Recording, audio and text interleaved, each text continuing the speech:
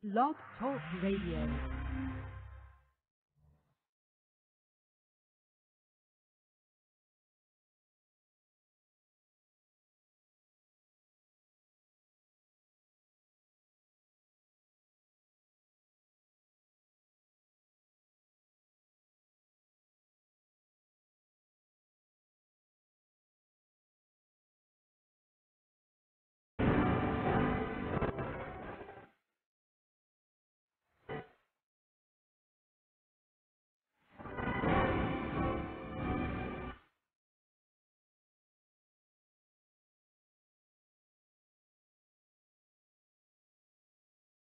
Boa noite, meus amigos. Estamos aqui de volta. Como sempre, começamos esse programa invocando a Santíssima Virgem Maria, o Santo Padre Pio de Pietrelcina, para que roguem a Deus que nenhuma injustiça se cometa nesse programa. Aqui alguns avisos para vocês.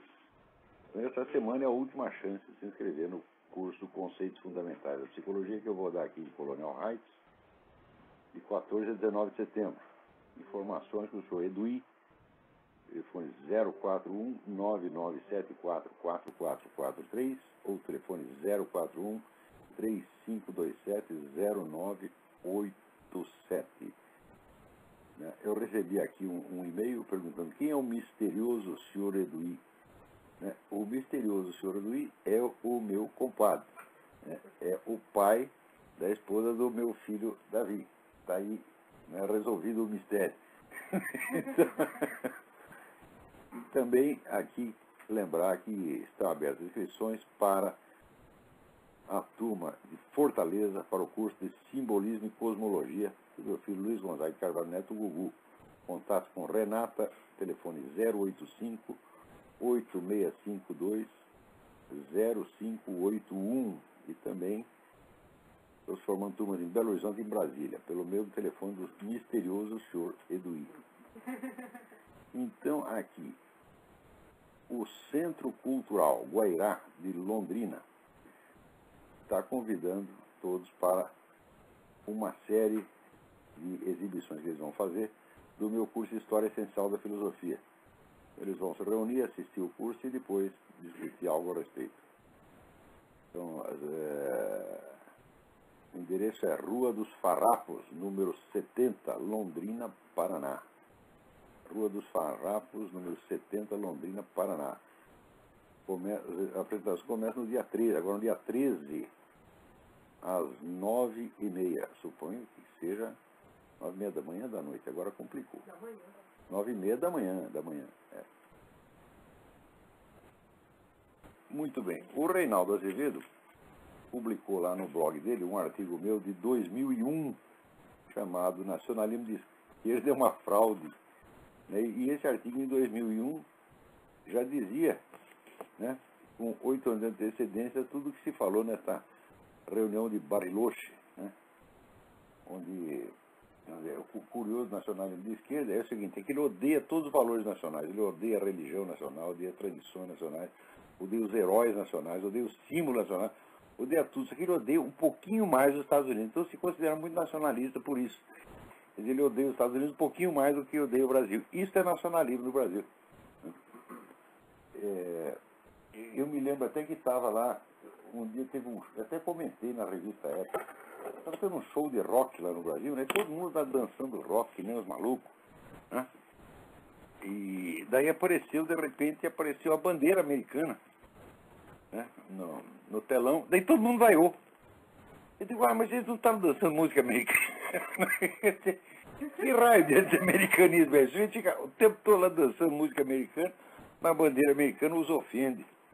Isso quer dizer que o rock é o produto mais genuinamente nacional, baiano provavelmente. É tudo maluco, porra. Então, graças ao Reinaldo ter publicado esse artigo, o Brasil é uma coisa assim tão previsível que às vezes me espanto de que eu seja o único a perceber as coisas com tanta antecedência. A gente já sabe tudo o que esses caras vão fazer pelos próximos 30 anos. Sabe como é que eu fiz? Eu adivinhei alguma coisa? Não, meus filhos. Eu li as atas do Foro de São Paulo e li as atas do Congresso do PT. E li os livros desses teóricos, dos intelectuais comunistas brasileiros, né? Carlos Nelson Coutinho, Quartim de Moraes, essa putada toda, entendeu? Então eu sei o que eles pensam e eles dizem o que vão fazer. Isso aqui nem aconteceu na Alemanha, minha gente. Quando você lê o Mein Kampf, o Hitler está dizendo lá tudo o que ele vai fazer. Ele fala, vou acabar com todos os judeus um por um, vou fazer isso, mais isso, vou fazer espalhar a guerra pela Europa inteira. Ele diz tudo, daí o pessoal ele acha que é figura de expressão. Só que daí o sujeito faz mesmo tudo aquilo. Então esses malucos, bicho, eles são tão doidos que aquilo que vocês acham inverossímil, eu acho que figura de expressão, é exatamente aquilo no qual eles acreditam literalmente. Né? Olha aqui, por exemplo, a gente está vendo esse negócio, o pessoal acha que os gays são perseguidos no Ocidente, na Europa Ocidental, nos Estados Unidos, no Brasil, né? Ó, meu filho, no Brasil tem programa de travesti às 3 horas da tarde, entendeu?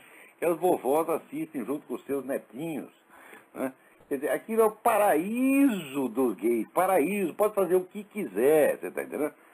Agora, onde os caras são oprimidos mesmo, que é em Cuba e nos outros países comunistas, países islâmicos, eles não falam nada. Por quê? Porque são politicamente aliados. Então, o resultado, os amigos dele cometem os crimes e eles jogam a culpa em nós. Quer dizer, isso é de uma hipocrisia monstruosa, mas não é só hipocrisia, vai além da hipocrisia. Eles não são hipócritas, eles são sinceros. Eles pensam realmente tudo invertido, gente. Então ele acha, por exemplo, você fazer uma piadinha de gay, é um negócio cruel, violento. Né? Agora, olha aqui em Cuba o que os caras fazem. Né? Eles fizeram um concurso de beleza chamado Mr. Gay Habana. A polícia invadiu, quebrou tudo, prendeu todo mundo, desceu o cacete nos caras. Daí eles espalharam, os coitados espalharam apelos a todos os organismos internacionais. Ninguém respondeu, ninguém quer nem saber. Olha como é o negócio. Quer dizer, fazer piadinha do gay não pode, mas descer o cacete nele, se tiver em Cuba, pode. Né? Pode lá, dar cacetete na cabeça, chute no cu, pode fazer o que quiser com o cara. É tudo bonito, porque é tudo seu amigo. Sabe esse negócio de... Ai, caramba. Mulher que está apanhando o marido, né? E daí você vai lá tentar pacificar o negócio, daí ela começa a bater em você. Dizendo, o marido é meu, você não tem nada que se meter com isso. Esses caras fazem do movimento gay, fazem a mesma coisa. O Fidel é o marido deles, então pode bater neles, pô. Agora, nós não podemos assim, olhar feio. Aparece aqui 2 gordão barbudo, né? Um com um sutiã, com um caixa de banana na cabeça, né? Parecendo Carmen Miranda, eu não posso rir. Porque se eu rir, é homofobia. Né? Agora, se eu estivesse em Cuba, eu fosse o sargento de polícia de Cuba, eu podia bater no cara e mandar ele para o hospital. Agora, isso não é hipocrisia não, gente. Antigamente eu achava que era hipocrisia, depois eu entendi que eles pensam realmente assim.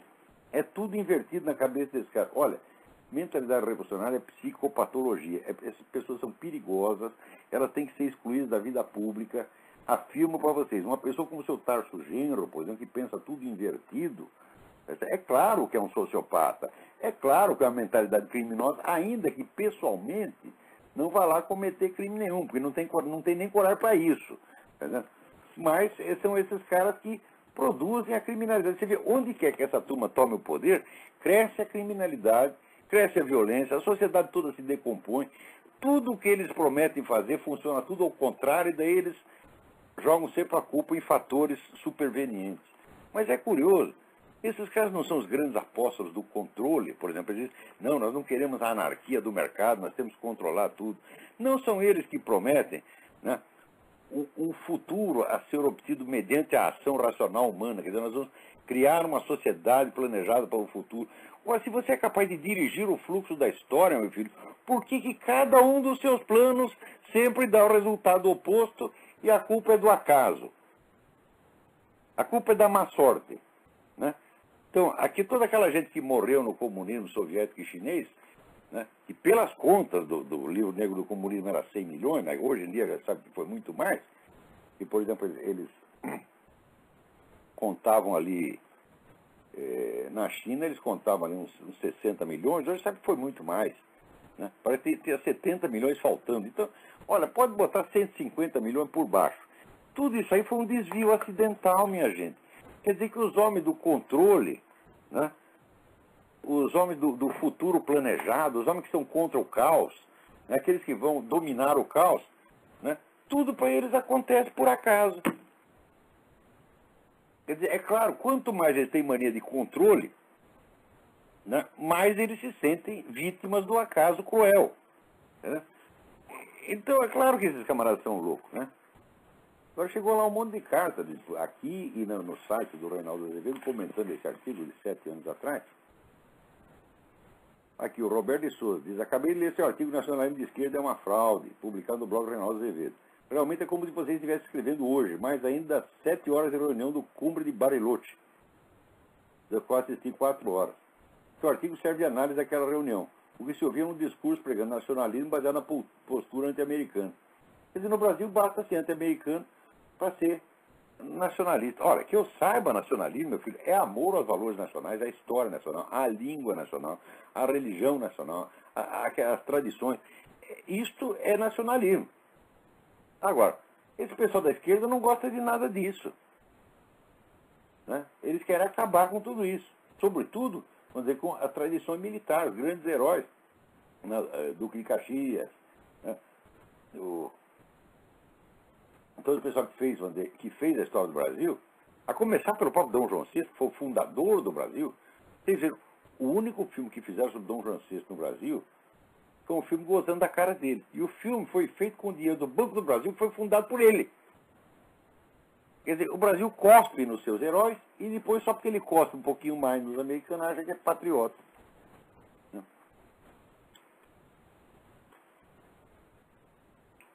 Aqui. Peraí, tem alguém na linha aí. Vamos lá. Diga, quem é?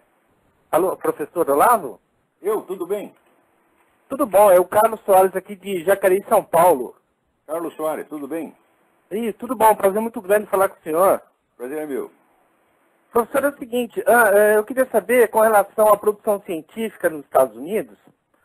Eu sou professor aqui em Jacareí, na área de contabilidade, e estou fazendo uma pós-graduação na área de didática. E a gente fala muito, eu ouço muitas críticas com relação ao construtivismo. Então, eu queria saber o seguinte: a produção científica desses países desenvolvidos, o tipo de ensino que eles fazem lá, para poder ter bastante produção científica, eles fogem do construtivismo? Que tipo de ensino eles têm lá? Não, o construtivismo também entrou aqui e está destruindo o ensino público. Aliás, o ensino público já foi feito destrutivo desde o começo. Já foi feito para transformar a população numa multidão de idiotas. Acontece o seguinte, acontece que aqui o número de escolas particulares é enorme. Então, se ele que ter algum recurso, não vai mandar ele para o ensino público. Agora, mesmo assim, mesmo o ensino público decadente americano, não dá para comparar com o brasileiro. Porque os meus filhos, por exemplo, logo chegaram aqui, em um ano eles leram mais na escola americana do que tinham lido no Brasil a vida inteira. Chegaram aqui e começaram a ler Shakespeare, essa coisa toda. Então, mesmo o ensino piorado americano que está hoje, ainda está infinitamente melhor que o Brasil. Porque aí o negócio do construtivismo entrou assim, em cheio, entrou com tudo. E aqui não. Veja, no Brasil é muito mais fácil você impor uma coisa dessa uniformemente a todo o país do que aqui. Aqui você tem muita iniciativa regional, muita iniciativa privada, tá entendendo? O governo nunca consegue uniformizar tudo aqui. Agora, no Brasil, uniformiza fácil. Então o governo de um lado, a Rede Globo do outro, pronto, no dia seguinte o país inteiro, né, está ali homogêneo. Aí as pessoas não conseguem pensar e não conseguem produzir cientificamente. Nada. Já idiotiza o sujeito desde pequenininho. Isso vem do Comênios, professor? Não, Comênios é difícil. Tem uma relação longínqua com o Comênios. O Comênios, quem ele é um precursor da nova ordem mundial. Ele era um apóstolo do governo mundial, fez um plano de governo mundial que, na verdade, é o que está sendo executado. Quer dizer, o plano do governo mundial por integrações regionais. Isso foi ele que inventou já em 1600 e pouco. Certo. Mas essa coisa do construtivismo vem de uma série de autores que são as maiores influências na educação brasileira. Esse Vigor, eu gostei muito do Hugo de São Vitor. Celestin Freinet e até o Jean Piaget. Isso é tudo um bando de picareta, você está entendendo? Eu gostei muito do Hugo de São Vitor, professor. Ah, sim, mas o Hugo de São Vitor estava lá a fim de ensinar as pessoas mesmo. Certo. O Didascálico é uma das grandes obras da humanidade. Entendi. Tá ótimo, professor. Muito obrigado, hein? Um abraço, uma boa noite. Um abração, boa sorte aí. Obrigado, tchau. Agora aqui o Justo. Peraí, tem mais alguém na linha? Vamos lá, quem é? Alô? Alô, professor Olavo? Sim. Prazer estar falando com o senhor aí no programa. Meu nome é Elias, eu estou aqui no Brasil, em Campinas. Elias, tudo bem? Tudo bom, é um prazer. Eu acho que eu vou cortar um pouco o assunto que o senhor estava falando, peço desculpa. A minha pergunta é o seguinte, eu queria saber se o senhor conhece a iniciativa aqui no Brasil do Partido Federalista. Parece que tem a ver com o pessoal da Fiesp, eu não sei. Eu até não sou membro do partido, não sou militante, até dei uma ajuda para eles no começo, mas no Brasil é tão difícil formar um partido político, eles estão há 20 anos nesse negócio, porra. Pois era isso que eu ia comentar, justamente. Eu acho que fundar partido, eu acho que é fazer buraco na água. Você cria um movimento político e invade um partido. Toma um partido já existente, porque esses partidos são uma merda mesmo, tá entendendo? São completamente oco, né? Então é fácil você, se você tem um grupo sério organizado, você entra lá e ocupa espaço, usa o que já tem. Porque criar um partido político no Brasil é quase utópico. É verdade, eu estava impressionado com essa exigência das 470 mil assinaturas e com reconhecimento em cartório eleitoral, uma coisa incrível isso realmente. Imagina, o que é isso? Primeiro negócio de reconhecer firma, aqui nos Estados Unidos eles não sabem o que é reconhecer firma, que assinou já está reconhecido. Só precisa uma assinatura em cartório para coisas muito importantes, né? Pois é, o senhor pensa que o federalismo seria uma boa opção para o Brasil, de acordo com a situação hoje? O programa deles são bons, mas o que o Brasil precisa não é, vamos dizer, um plano de uma sociedade melhor. Não, o Brasil precisa apenas combater os elementos negativos que existem. Você não precisa fazer um plano de uma sociedade melhor. Se você combater o banditismo, o narcotráfico e a Revolução Comunista, o resto o povo faz. Você não precisa inventar uma sociedade. Você não precisa ter um programa político inteiro. No Brasil todo mundo tem aqui tem um novo projeto de Brasil. Para quê, meu Deus do céu? Nós não somos Deus para ficar inventando o futuro. Você combate o problema que existe agora e o futuro será melhor necessariamente. Deixa as pessoas trabalhar que elas sabem o que fazer, porra. Entendeu? Acho que assim, o que tem que fazer, a ação que tem que fazer não é construir um Brasil novo, não. É simplesmente impedir que esses desgraçados destruam. Verdade. Né? Você não Professor, pode dar saúde para uma pessoa, né? Você pode apenas combater a doença. Agora, se ele vai ter saúde ou não, depende da sorte. Né? Claro. Professor, muito obrigado pela sua atenção. Um abraço, boa sorte aí na América. Obrigado, boa sorte para você também. Opa, tem um monte de telefone hoje. Tem um monte de coisa que eu queria comentar aqui, pô. Mas, pode falar. Quem é? Não é ninguém. Então deixa eu aproveitar. Olha, essa semana aconteceu um negócio aqui. Alô? Alô? Olá, Alô? tá escutando? Quem está falando? Aqui é Marcelo de Tampa. Marcelo, tudo bem? Tudo bom? Eu tenho uma pergunta para você. Eu estava ouvindo você falar sobre educação e eu tive uma sobrinha que veio de Salvador estudar aqui, fazer um intercâmbio cultural. E ela se deu muito bem na escola aqui, foi uma escola pública que ela cursou. Então eu não consigo entender como aqui o estudo está tão ruim público que consegue ser pior do que o do Brasil. Aqui. Aonde? Aqui nos Estados Unidos? Ela Não, veio aqui pra não cá. está pior do que o Brasil. Não está, não. Está muito melhor do que o Brasil. Mas ela só tirava 10 e tipo assim, lá em Salvador ela era uma aluna mediana. Ué, então ela se deu bem aqui. Mesma coisa aconteceu com meu filho, olha. Quer dizer, ainda tem barreira de linguagem, né? Talento pessoal dela. Isso aí não é mérito da escola brasileira, não. Ele vem um brasileiro pra cá, às vezes se sai bem. Sai bem justamente porque encontrou um ambiente um pouquinho melhor, pô. Mas você não acha que, por exemplo, sei lá, o estudo público nos Estados Unidos está extremamente degradado e... Está muito ruim. Você não tem comparação com o que era. Mas mesmo assim eles não conseguiram piorar tanto quanto o Brasil. Porque ela veio de uma escola privada em Salvador. E, pô, ela se deu muito bem aqui. E lá no Brasil, ela mediana, assim, pra baixo, entendeu? Então Não, eu mas aqui não só consigo acontece entender para onde vai o nível cultural da sociedade aqui, da sociedade em geral, média, é incomparavelmente superior ao do Brasil. Não dá para comparar. Não, olha, eu encontro aqui todos os meus vizinhos, né? Que é tudo caipira, tudo redneck aqui. Todos eles leem livros, todos estão informados. Ler livros no Brasil é uma coisa anormal, se ler livros. Né? Aí o presidente da República dizendo que Mas você não não lê acha que a educação privada no Brasil é melhor do que a educação pública nos Estados Unidos? De jeito nenhum, de jeito nenhum. Você não tem ideia do que é educação privada aqui. Olha, eu estou dizendo, a sociedade americana, do ponto de vista brasileiro, é inconcebível. As pessoas não conseguem imaginar. Aqui você tem escolas privadas que os garotos aos 6 anos estão lendo e falando, discutindo em grego e latim clássico. Mas mesmo na escola pública? Não. Escola privada.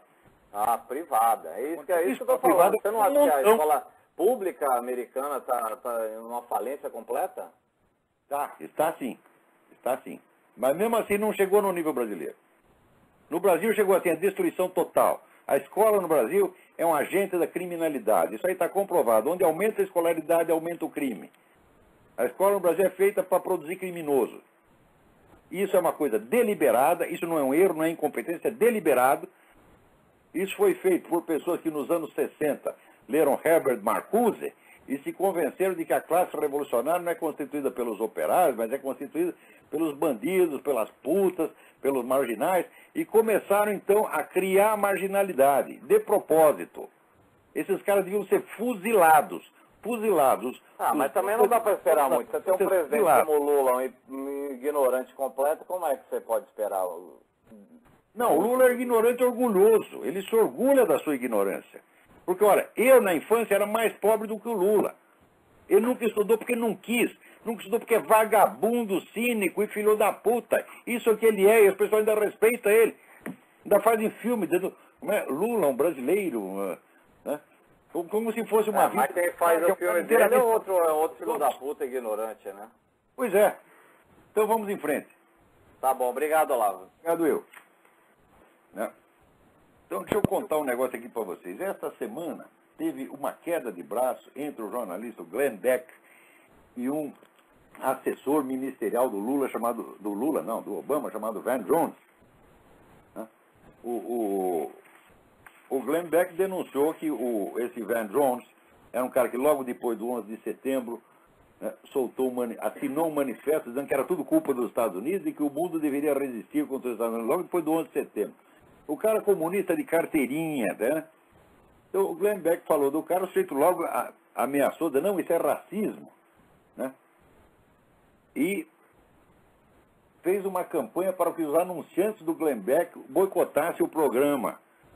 O Glenn Beck reagiu, daí apareceu o correspondente do outro dele em Israel, Aaron Klein, que é os caras que descobrem tudo. O cara contou a vida inteira do tal do Van Jones, e o Van Jones, se fodeu.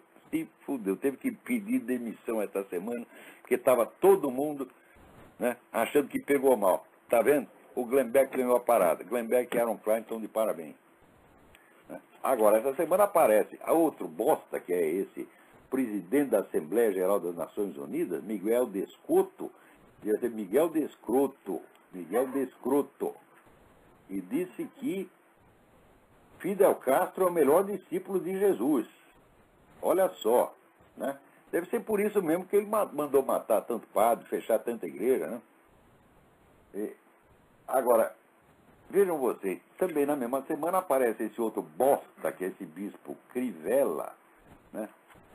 Dizendo que, como é que falou? Que o livro mais comunista que tem é o Evangelho. Eu digo, olha, eu vou dizer aqui umas coisas que Vladimir Lenin, né, dizia do cristianismo. Ele diz o seguinte, todo culto a uma divindade é uma necrofilia. Qualquer ideia religiosa, qualquer ideia de Deus, qualquer flerte mesmo com a ideia de Deus, é uma sujeira inexprimível. É a mais perigosa sujeira, a forma mais vergonhosa de doença venérea. Isso é o que o chefe do comunismo dizia do cristianismo e das outras religiões. Daí mais tarde ele mesmo, o próprio Lenin, diz, não pode haver nada mais abominável do que a religião. Daí chegou a ele a notícia que alguns funcionários da Tcheca, que era a polícia estatal lá, no dia de Natal deixaram de trabalhar. Ele ordenou, quem deixar de trabalhar por causa do dia de Natal será fuzilado. Ó, isso é que os comunistas pensam da religião. Agora vem esses vagabundos, né? Quer dizer, tentar negar a realidade, que esses caras foram os maiores perseguidores de religiosos ao longo de toda a história humana. Você precisa ser muito cínico para dizer uma coisa dessa.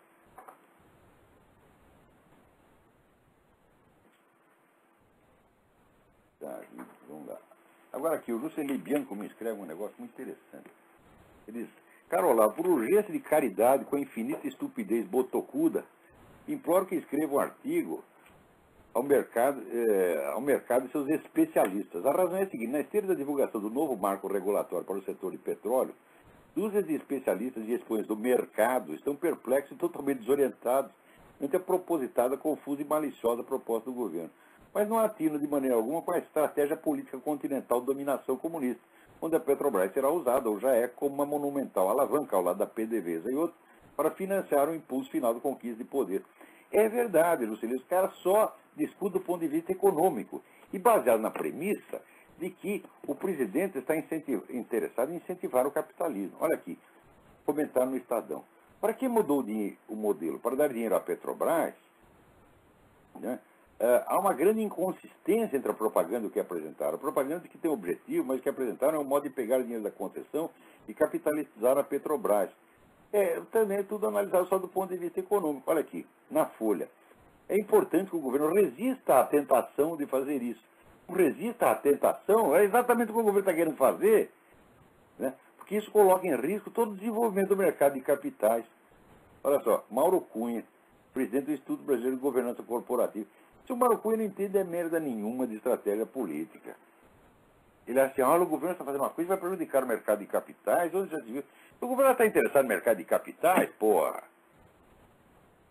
É incrível, incrível, incrível.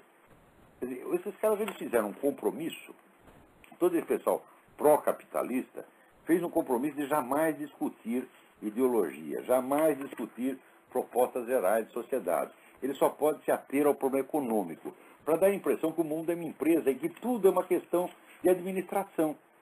Quer dizer, os caras estão fazendo uma revolução por um lado e esses caras em cima discutindo como se fosse um problema de administração. Quer dizer, é uma alienação total, assim, é uma forma de demência, claro, né? Agora está aqui, o Fabiano Costa Figueiredo está discutindo aqui o meu artigo. Olha lá. E o seu artigo, o senhor simula escrever uma carta para Vossa Excelência. Não é verdade, como o senhor quer dar a entender nesse artigo, que o regime militar só matou e torturou terroristas. Eu não quis dar a entender, eu afirmei isso. Não é dar a entender. Eu nunca dou a entender coisa nenhuma, ô Fabiano. Eu digo as coisas ou não digo, né? Afinal, Rubens Paiva, Vladimir Herzog, Manuel Filho, Zuzuang e todos não eram terroristas. Um momento, peraí, você está chamando terrorista só o sujeito que entra no banco, assalta o sujeito que coloca uma bomba lá, fala, não. Todos os membros de uma organização terrorista, até o mais são todos terroristas. Isso é consenso internacional? Então como é que é isso? Esse pessoal estava ligado a essas organizações, né? VPR, Aliança Nacional Libertadora, etc. Né? Além disso, há vários relatos de camponeses torturados por militares no Araguaia. Esses camponeses também não eram terroristas. Como não eram terroristas e estavam colaborando com os caras, porra? Ó, numa organização, para cada 100 membros de uma organização terrorista, um joga bomba. Isso é a coisa mais óbvia, quer dizer, que inocência é essa? 2. As ações fatais da esquerda armada, embora erradas, visavam geralmente atingir alvos militares e não civis inocentes como o senhor afirma. E opa! Aeroporto civil é alvo militar, embaixada é alvo militar. Que besteira é essa, Fabiano? Eles só atacaram um alvo militar. Que foi a porta do comando do 2º Exército. A porta. Não atacavam alvo militar, primeiro porque não são machos suficientes para isso. Até ficava tocando bomba em aeroporto, bomba em porta de... A biblioteca do United States Information Service, USIS. Biblioteca do USIS é alvo militar? Ó, que brincadeira é essa, Fabiano? 3. É controverso afirmar que essas ações foram terroristas, pois visavam combater um regime ditatorial. Ou devemos considerar terroristas os resistentes poloneses que matavam oficiais nazistas durante a Segunda Guerra Mundial? Opa! Opa! O recurso à violência é lícito contra um regime totalitário que fecha todas as possibilidades de oposição pacífica. Isso jamais aconteceu na ditadura militar. Ao contrário, ela ajudava e subsidiava a oposição pacífica, inclusive comunista. A principal editora comunista, a editora Civilização Brasileira, foi financiada pelo governo o tempo todo. Eles queriam incentivar a oposição pacífica para jogá-la contra o pessoal da esquerda armada. Havia dezenas de jornais, além da oposição que se fazia nos grandes jornais, que todo dia saía coisa descendo cacete no governo, né? Você vê, o Partido Comunista, na época, dominava o PMDB, que era o partido da oposição. O Partido Comunista dominava a Bolsa de Emprego na profissão jornalística. Isso eu fui testemunha pessoal. Ninguém ali foi perseguido por, aspas, ser comunista. Não, foi perseguido porque tinha alguma coisa a ver com a esquerda armada. Aliás, eu acho que isso foi um grande erro, porque o governo se absteve da luta cultural contra o comunismo, deixou os comunistas fazer o que queriam, inclusive entregou propositadamente a universidade para os comunistas, essa teoria da panela de pressão do general Golbery, para não, você não pode fechar todas as válvulas de escape, então fechar as universidades, então entregou as universidades para os comunistas, e você vem dizer que não havia meios de oposição pacífica e era exatamente como o regime nazista. Tu está brincando? Você viu alguma passeata de estudante contra o regime nazista durante o governo Hitler, meu filho? Tinha passeata em Moscou contra Stalin? Tinha jornais circulando contra Hitler e Stalin? Tu está brincando? Quer dizer, total falta do centro das proporções. Olha, não adianta me escrever com educação, você é para escrever besteira. Eu não ligo para... Eu prefiro que seja mal educado e diga a verdade, do que ser educado e dizer tanta coisa falsa. Quer dizer, isso de onde vem? Você não é esquerdista, mas você é desses caras que está convencido de que é impossível esquerdista ser mal. Tudo que esquerdista faz é de boa intenção. Ora, a história inteira está provando que é o contrário, que tudo que os caras fazem é de má intenção e que eles são os piores assassinos de todos. Você está entendendo? A história inteira está mostrando isso. E, no entanto, existe uma coisa, o cérebro das pessoas foi programado para pensar assim, se ele é esquerdista, jamais pode ser mal. É por boa intenção.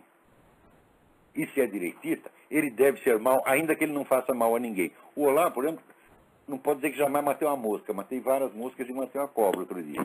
Tá certo? Sapos eu evito matar. Tá certo? Eu os jogo de volta no mato. Tá certo? Então, por exemplo, as pessoas... Tem gente aí que só falta achar que eu sou pior do que o Champinha. Porque se você é direitista, você é mau. Se você é esquerdista, você é bom. Você acredita nisso. Olha, examina bem a sua alma. Como é que você consegue distorcer tanto a coisa desse jeito? Ai, ai, ai. Daí dá exemplo. Mas o governo também fez atentado, né? O atentado do Rio Centro. Quem morreu no atentado do Rio Centro? Os dois idiotas que estavam com uma bomba no colo, porra. Quem mais eles mataram? Eles mesmos. Né? A explosão de uma bomba na OAB matou uma pessoa. Quer dizer, houve um terrorismo, sim. Nos anos finais, houve algum terrorismo direito. Eles mataram uma pessoa. Uma pessoa. Veja, quando veio o AI-5, determinando o crescimento da repressão, esses terroristas já tinham matado 86. Isso até 68. Sem que o governo fizesse praticamente nada contra eles. Daí veio o AI-5, e daí o AI-5 é um escândalo. Meu Deus do céu. Um pouco de... Olha, preste bem atenção. A civilização está acabando no Brasil, então as pessoas não têm mais noção do certo e errado, do verdadeiro e do falso. Sobretudo, elas não têm mais senso das proporções, que é uma coisa que uma criança instintivamente tem. Digo, olha, por senso das proporções, meu filho, nada, nenhum mal que tenha sobrevindo à humanidade ao longo de toda a sua história se compara com o comunismo. Assim, é só a questão de você somar o número de vítimas. Eu digo, olha, a peste negra perto do comunismo foi fichinha. Né? As duas guerras mundiais somadas mataram 1/3 do que os comunistas mataram. Agora, quem morreu na Segunda Guerra Mundial foi principalmente soldado em campo de batalha. As vítimas do comunismo não, são inocentes civis. Né? Alô, quem está na linha aí? Alô? Alô? Sim. Professor Marcelo de Brasília, tudo bom? Marcelo, tudo bem? Tudo bom, professor. Eu me solidarizo com o seu pigarro e com o seu cigarro, então estou fumando um cigarro que também o senhor não se importa. Muito bem. Pigarro não faz mal a ninguém. Tá certo, tá certo. Aliás, é bom, porque você escarra e joga o colesterol fora. Fantástico, fantástico. Eu vou anotar isso aí depois para mim. Você deve ler. Os Professor. benefícios do tabaco. É? Eu ouvi isso aí há uns 2 programas atrás, eu queria ler isso aí também. Os benefícios do tabaco. Deixa eu ver se eu... Tá aqui. Vou te... Olha aqui. O autor chama-se Dr. William Campbell Douglas, com 2 S. The Health Benefits of Tobacco. Tá certo? Aparece aqui o Dr. Douglas com baita de um charuto. Oh, beleza. Agora ele diz para não fumar qualquer coisa não, para você evitar esse cigarro que tem muito aditivo, porque eu sei que tem cigarro que faz não. Um dos absurdos da campanha anti-tabagista é o seguinte: você não tem 2 cigarros que têm a mesma fórmula química, os aditivos que eles põem são completamente diferentes. Então como é que você pode falar do cigarro de modo geral? Pois é, porque pensar custa caro, professor, e educar custa mais caro ainda. Exatamente. Mas, eu vou fumar até o último dia da minha vida, tá certo? Uns minutos antes de morrer, fala, me dá o último aí. Eu vou fumar também. Mas, professor, eu queria falar com o senhor. Morreu minha tia Paula com 91 anos fumando até a véspera. O médico foi lá, pois causa morte, tabagismo. O cigarro matou a velha aos 91 anos, porra. É verdade, professor, é verdade. Mas professor, deixa eu lhe perguntar aqui. O que o senhor acha que o Nelson Rodrigues escreveria sobre o Brasil de hoje e o PT? E eu gostaria de falar uma citação aqui do Nelson, que ele fala o seguinte: historicamente não existe mais esquerda. O que vemos com o socialismo, o comunismo, ou que nome tenha, é a direita na sua forma mais inumana, bestial e demoníaca. Mas eu gostaria de saber o que o senhor pensa do Nelson Rodrigues, o que o senhor acha que ele escreveria hoje sobre o Brasil. Eu sou admirador do Nelson Rodrigues. Eu só acho, vamos dizer, que o vocabulário que ele usou para falar desse pessoal nos anos 60, hoje já não serve mais, porque a coisa piorou a um ponto que o Nelson Rodrigues não conseguiria imaginar. Você vê aqueles personagens do teatro do Nelson Rodrigues, é tudo louco. Né? Aquele cara dos 7 gatinhos, né? O pai que botou as 7 filhas no puteiro, né? Era, comparado com esses nossos ministros de hoje, era um sujeito normal, era um homem saudável. Né? Por exemplo, você compara com esses caras com os caras do movimento abortista, que conseguiram fazer aqui nos Estados Unidos uma lei que permite o aborto até 2 minutos antes do nascimento. Quer dizer, a criança está prontinha, saudável, você vai lá e mata. Né? É uma ideia que nem personagem do Nelson Rodrigues tinha. O Nelson Rodrigues diz aqui no livro dele que aborto é coisa de Jack o Estripador. Mas é mesmo. Tanto mas de modo geral, o que o senhor tem a dizer da obra dele? Não vamos nem falar do teatro, vamos falar das crônicas mesmo. O que o senhor tem a dizer sobre isso? O cara é um mestre da língua portuguesa, isso aí ninguém pode negar. E era um homem, vamos dizer, muito sensível e percebeu a realidade como era, tá entendendo? Só que eu acho que hoje, aquelas coisas que ele escreveu já ficaram doces demais. Ele não conseguiria imaginar o ponto que as coisas chegaram. A dose de imbecilidade que se colocou no Brasil é uma coisa assim, é inumano. O Brasil hoje já está sendo educado numa escala subhumana. As pessoas perderam capacidades elementares, vamos dizer que capacidade inata, as pessoas nascem com aquilo, as pessoas não têm mais. Por exemplo, o centro da proporção, as pessoas não sabem mais. É verdade, Bruce, é verdade. O senhor sabe que eu larguei a faculdade de Direito, né? Eu não consegui me formar em Direito. Mas não há saco humano que aguenta aquilo. Não consegui. Direito achado na privada, eles querem ensinar isso aí, porra. Exatamente. Teve até um rapaz, há umas 2, 3 semanas atrás, que falou sobre a família extensional. E aí ele disse, na faculdade de Direito isso aí vai ser comemorado. E é verdade, deve ter sido mesmo, porque eu já estava longe, né, quando rolou isso aí. Os amantes dele, tudo isso aí agora é família extensional, meu Deus do céu. Eu acho que isso aí o Nelson Rodrigues não conseguiria imaginar. Pois é, outro dia eu estava lendo aqui a história de um diplomata russo, que ele acabaram com a carreira dele porque divulgaram as fotos da mulher dele transando com o cachorro. Eu digo, hoje em dia ele não teria esse problema, ele é família extensional. É um membro da família, né? Um membro útil da família.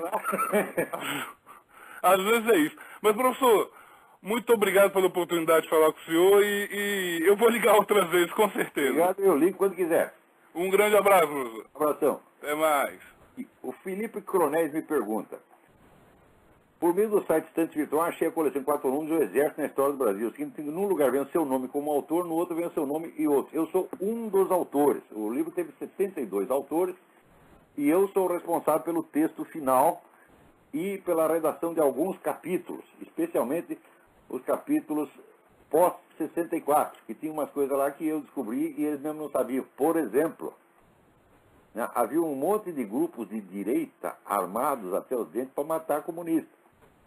Daí vieram os milicos, deram o golpe e desarmaram esses grupos. De maneira que se não fosse o golpe de 64, não teria sobrado um comunista para contar a história.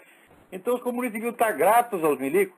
Essa história, por exemplo, não constava do Exército na História do Brasil e eu redigi esse capítulo, botei lá. E sou responsável pelo, vamos dizer, pelo texto, né? Fiz a edição de texto dos demais capítulos. Alguns estavam muito bem escritos, não teve que mexer, outros tive que mexer um pouquinho mais. Então eu sou um coautor e editor de texto do livro O Exército na História do Brasil. Uma grande obra publicada pela Biblioteca do Exército em colaboração com a Fundação Odebrecht. Daqui ele pergunta: achei também o livro Uma Filosofia Aristotélica da Cultura. Gostaria de saber se há alguma diferença em relação a Aristóteles e a Nova Perspectiva. Esse livro são os 2 primeiros capítulos do Aristóteles e Nova Perspectiva que eu tinha publicado num livreto independente. Depois eu completei, botei os demais capítulos e formei o Aristóteles em Nova Perspectiva. Não. Agora, aqui é o seguinte, né?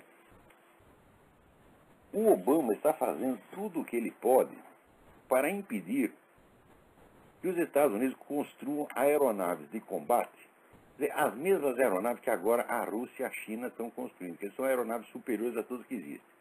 Eles estão começando a querer construir. Aqui nos Estados Unidos está tudo pronto para já fazer, o Obama foi lá e vetou.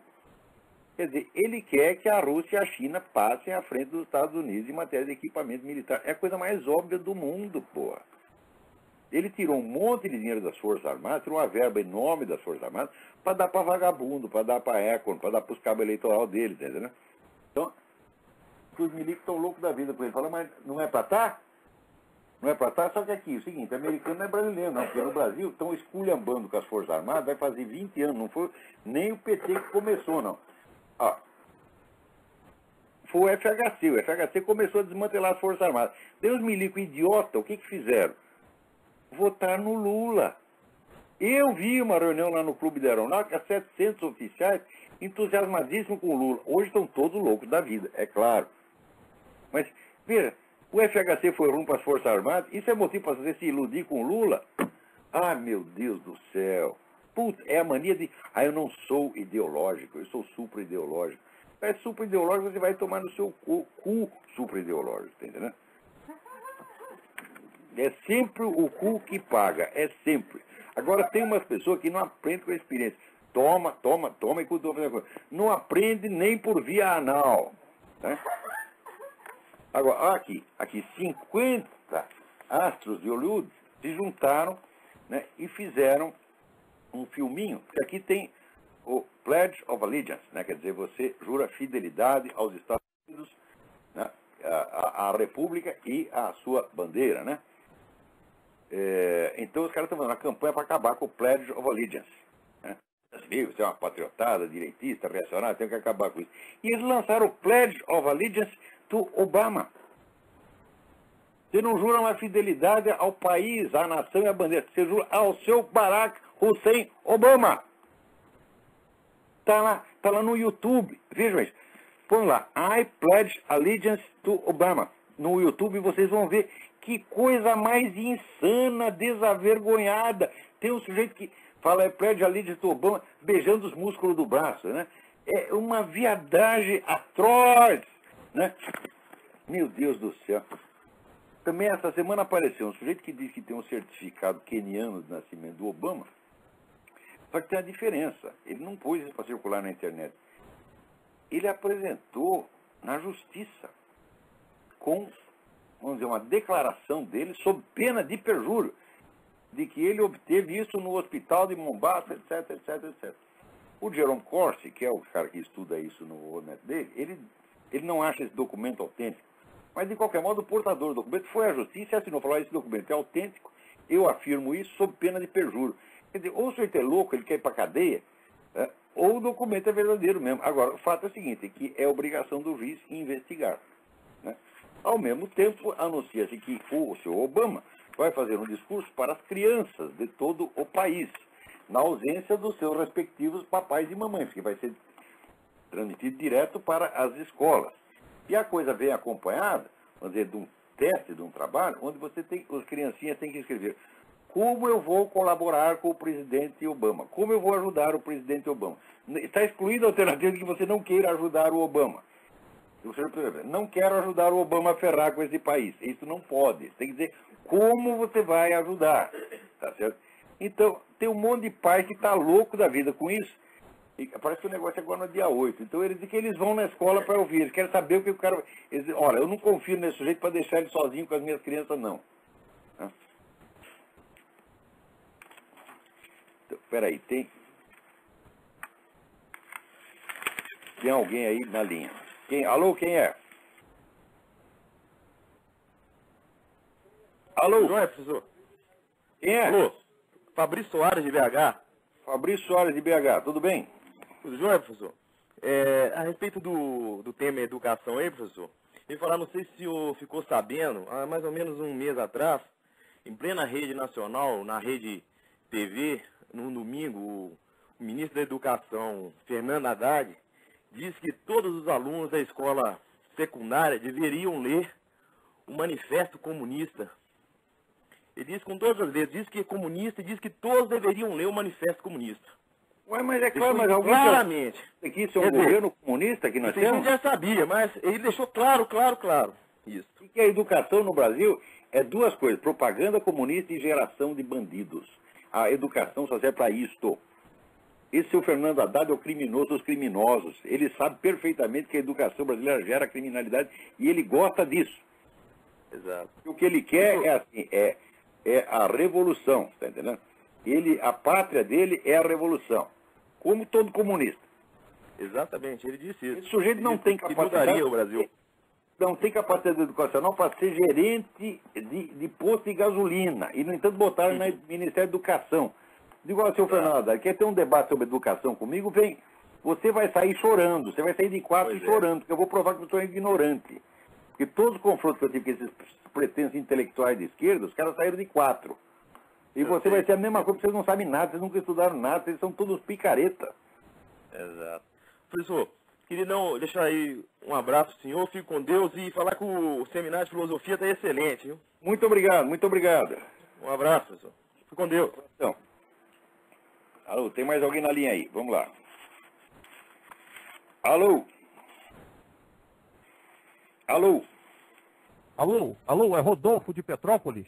Rodolfo, tudo bem? Alô? Oi, tudo bem? Eu gostaria de perguntar se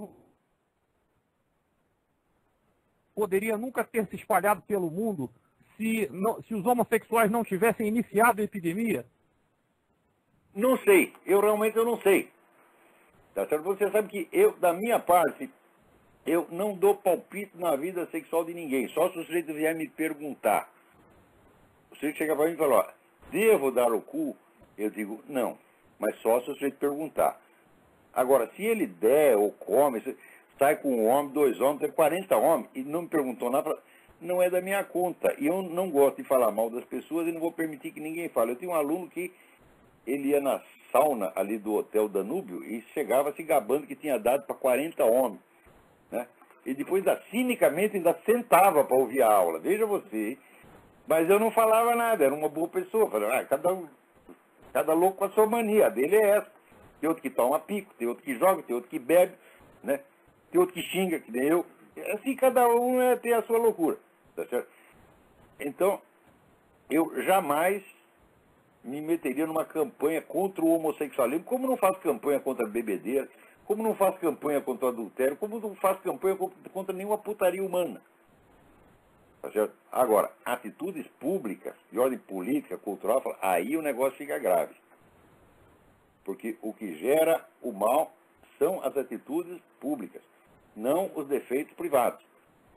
Quer dizer, o defeito todos nós temos. Agora, a hora que você pega o defeito dele e quer transformar num modelo que todo mundo tem que copiar, aí virou um monstro. Aí o que era mero pecado pessoal virou um monstro. Agora, seus pecados pessoal, meu filho, você se acerta lá com o padre, vai lá, confessa. Tu é louco, vai na psicoterapia. Então, agora, você pegar o seu defeito e querer impor a todos os outros como um modelo, não, aí você virou um Joseph Stalin, você virou um Che Guevara, você virou um Hitler. Tá certo? Então temos que combater você até o fim. Então, eu acho que a prática da homossexualidade teve algo a ver com a disseminação da AIDS, sim, mas é difícil você medir até onde vai isso. Houve um sujeito que escreveu um livro chamado O Mito da AIDS Heterossexual. Né? E eu acho que isso deve ser levado em conta, sim. Mas, de qualquer modo, mesmo que aconteceu isso, os caras não fizeram isso porque queriam, né? O sujeito não foi dar para o outro para pegar AIDS. Ele foi dar porque gostava. Então, é efeito colateral. Então, vamos em frente. Mas, olá. Tem um comentário seu no YouTube em que você afirma que os presidiários que estupram outros presidiários são 100% homossexuais. Uai, o homem estupra outro homem, o que é? Se você é um heterossexual de verdade, você nunca vai ter uma ereção diante de uma bunda masculina. Você pega lá aqueles caras, aquela bunda peluda, para mim você pode mostrar aquilo 200 horas seguidas, você está entendendo? O meu coitado, o meu peru, vai desaparecer. Ele vai... sumiu, você está entendendo? Agora, esses caras não. Você mostra isso, eles ficam excitados e comem outro. O que eles são? Eles são héteros? Ora, porra, pode ter sido hétero até a véspera, mas chegou na hora, converteu-se. Entendeu? Mas é que tem uns biólogos, esses biólogos dizem que os ambientes onde há a privação do contato com o sexo oposto podem provocar mudança na orientação sexual das pessoas. Claro que pode. Claro que pode. Navio, prisão, colégio interno, fica tudo viado. Quem é que não sabe, porra? Né? Então, aquela fama de que inglês é viado veio da onde? Veio de que a aristocracia toda estudava no colégio interno. Então, alguma vez o sujeito acabava dando. Depois podia até desistir disso. Né? Então, é claro, mas muda a conduta sexual, então ele vira o quê? Homossexual, meu Deus do céu. Não interessa se ele virou porque queria ou porque não tinha mulher no ambiente. Porque eu, se me deixar 20 anos num lugar onde não tem mulher nenhuma, e você olha aqui uma coisa maravilhosa para você, ó, bunda de presidiário, eu não vou, eu vou ficar ali, né, parado, impávido, colosso. Eu não consigo, nem mesmo em imaginação. Você imagina, você pega, olha aqui, está aqui a bunda do Fernandinho Beiramar. Oh, meu Deus do céu, o que eu faça? É? Então, os caras que estupram, os estupradores em prisões, são todos homossexuais. Ou porque já eram antes, ou porque viraram lá dentro. Em presídio feminino, mesma coisa. As estupradoras são todas lésbicas. É porque esse negócio do estupro feminino é um assunto extremamente interessante. É assunto proibido. Mas aqui tem estatística de que 30% das lésbicas já foram agredidas por suas companheiras. E muitas delas agredidas sexualmente, quer dizer, forçadas a uma relação. Isso aí é estupro. A falta de um peru, um instrumento, né? Um instrumento masculino, não impede que seja estupro. Não, estupro pode ser só pela violência. Agora no Brasil é lindo, agora está lá. Se está lá o velhinho italiano dá um beijinho na filha, né? Pronto, vai para cadeia, porque é pedofilia. Olha, aqui, cheguei aqui até estranho, porque aqui o pessoal tudo, né, beija as criancinhas na boca. Todo mundo faz isso, é normal, assim, é tradicional aqui. Né? Na Rússia é pior, porque o homem adulto beija o homem adulto na boca. Sem viadagem, né? Tá certo? Então a gente estranha essas coisas, mas é o costume deles, o que a gente vai fazer? Não tem nada de mal naquilo. Olavo, outra coisa, você tem um comentário seu que você diz que o Olívio Dutra participava de torneios de onanismo ele confessou isso numa revista. Ele confessou isso numa entrevista que ele deu no Rio Grande do Sul. Daí o PT mandou comprar todos os números da revista, mas sobrou um exemplar na mão do jornalista gaúcho, que daí passou para mim a cópia. Então, ele é campeão de punheta. Né? E o cara, assim, punheta da juventude, quem não tocou? Falou, eu era punheteiro moro, aos 14, 15 anos. Mas eu não vou sair me orgulhando disso. Né? Eu conto isso, assim, não estou morrendo de vergonha, mas também não vou me orgulhar de uma porcaria dessa. Uma banalidade, que não se orgulhar de fazer cocô. Você está entendendo? Não tem nada que se orgulhar disso aí. Né? Agora, ele, já homem feito, e governador, dá uma entrevista e se gaba. Eu era o campeão, eu era o gostosão. Quer ver? Não quero não, governador. Não, excelência, não faça isso, por favor. Mas é que tem um pessoal no comentário sobre esse seu comentário, dizendo que é uma conspiração porque não seria possível medir esse tipo um tipo de vencedor de uma coisa dessa. Mas ele acha que foi o vencedor, aí ele mediu, foi ele que mediu, não eu. Eu não estava lá, você acha que eu vou ficar lá vendo o Olívio Dutra tocar punheta? Se ele está tocando punheta aqui, você pode ter certeza que eu estou correndo a 2.000 metros de distância. Isso aí é um apocalipse. Se eu visse uma coisa dessa, meu filho, eu ia broxar por 30 anos à frente, eu não conseguiria ter os 8 filhos que tive. Entendeu? Porque tem coisa que cria repugnância, né? Por exemplo, aquele seu Luiz Mott, né, falando conferência sobre erotismo e né, acariciando ali a bunda de um bebezinho, de uma estátua de um bebê, aquilo é traumático. Você vê aquilo, você brocha por 3 meses à frente. Agora, o Olívio Dutra tocando punheta, pior ainda. Né? Aí aquele negócio é o verso do Garcia Lorca. No, eu não quero verlo.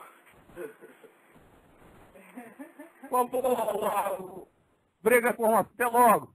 Até logo, obrigado.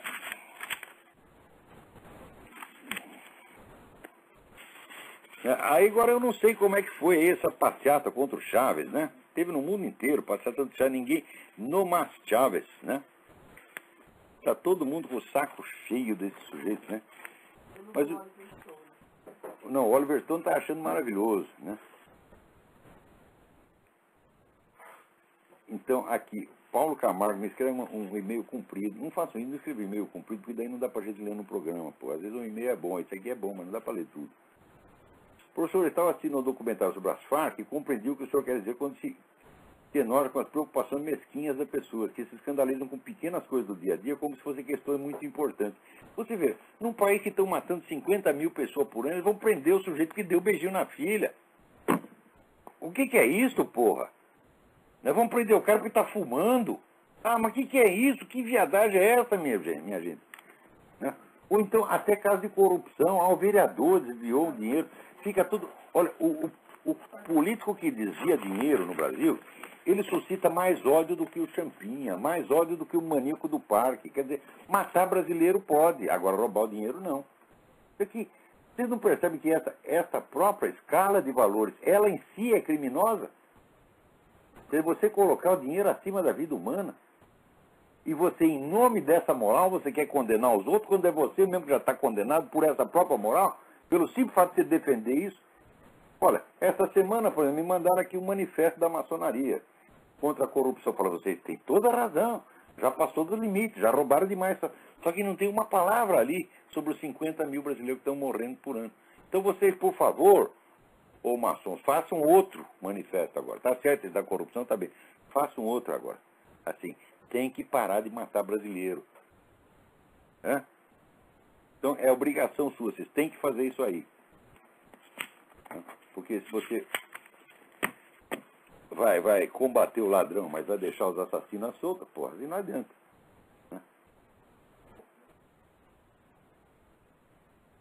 Então, aqui, ó, Paulo Camargo, infelizmente não posso ler a coisa inteira. Nosso tempo aqui já está acabando, né? Então, o resto ficará para a semana que vem. Então, até a semana que vem. Muito obrigado.